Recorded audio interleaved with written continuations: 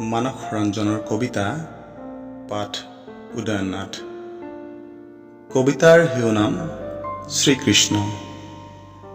আপুনি শিল্পী আছিল বাবেই চাগে আপোনাক লৈ অলেখ অযুত শিল্প।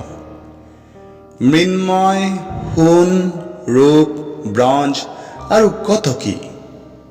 শ্ৰেণী অনুযায়ী ঘৰে ঘৰে আপোনাৰ প্ৰাসাদ, পজাঘৰ, বন্ধুৱা নবন্ধুৱা অথবা সৰু বৰ প্ৰতিচ্ছবি।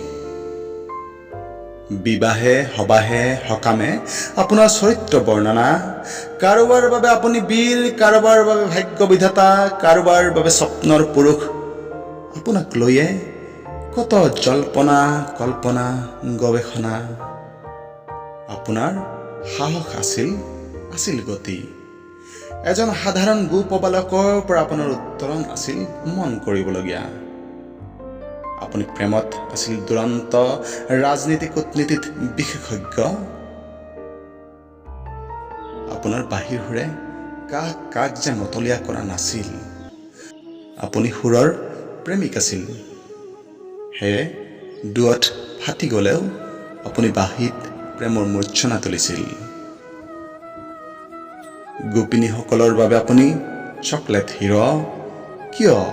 কিয় ইমান মধুৰ আপোনাৰ কথন ভংগীমা, ইমান নিপুণ আপোনাৰ সমৰ কলা। কিছুমানে ফুচফুচায় আপোনাৰ চৰিত্ৰৰ কথা, বেয়া কথা, এইবোৰ বেয়া কথা। আপুনি শিল্পী আছিল বাবেই চাগে আপোনাক লৈ অলেখ অযুত শিল্প। যি শিল্পৰ শুভাৰম্ভ কৰিলে ব্যাসদেৱে তেওঁৰ অমৰ কাপেৰে।